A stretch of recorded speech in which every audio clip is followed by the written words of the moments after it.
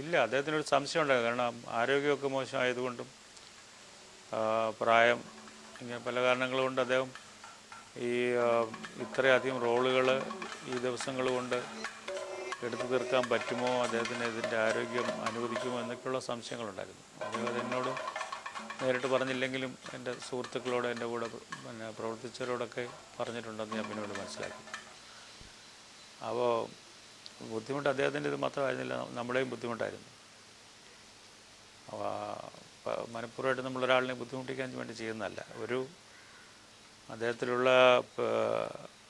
ഒരു കലാമണ്ഡലം രാമൻകുട്ടി നായരെന്ന് പറയുമ്പോൾ ഈ കാഴ്ചക്കാരുടെ മനസ്സിലുള്ള ഒരു ഇമേജുണ്ട്, ഒരു വലിയ നടനുണ്ട്, നടനെത്തിയ ഔന്നത്യങ്ങളുണ്ട്.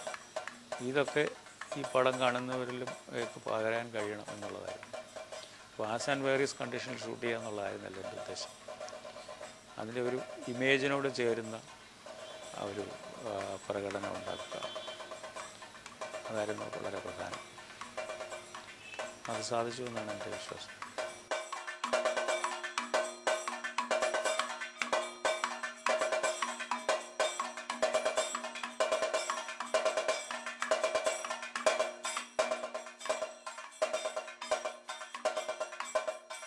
ഒന്നുമില്ല ചോദിച്ചതിന് മറുപടി പറയാറ്, അത്രേ ഉള്ളൂ. ഒരു തയ്യാറെടുപ്പില്ല. ഇന്നതാ ചോദിക്കാന്നൊന്നും എന്നോട് ആദ്യം പറഞ്ഞിട്ടില്ല.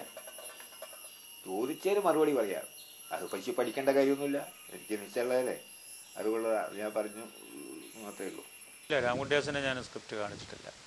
ഞാൻ എന്താ ചെയ്യുന്നതെന്ന് അദ്ദേഹത്തിന് ഒരു രൂപം ഉണ്ടായിരുന്നില്ല.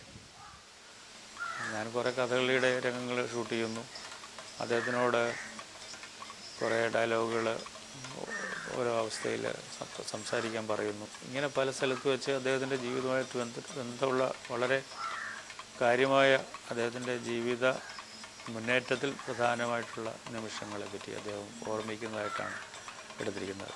അതിൻ്റെ ക്രമത്തിനൊന്നുമല്ല, അതിൻ്റെ സൗകര്യം അനുസരിച്ച്, ലൊക്കേഷൻ്റെ സൗകര്യം അനുസരിച്ച്, സമയത്തിൻ്റെ സൗകര്യം അനുസരിച്ച് അതിങ്ങനെ ഷൂട്ട് ചെയ്യായിരുന്നു.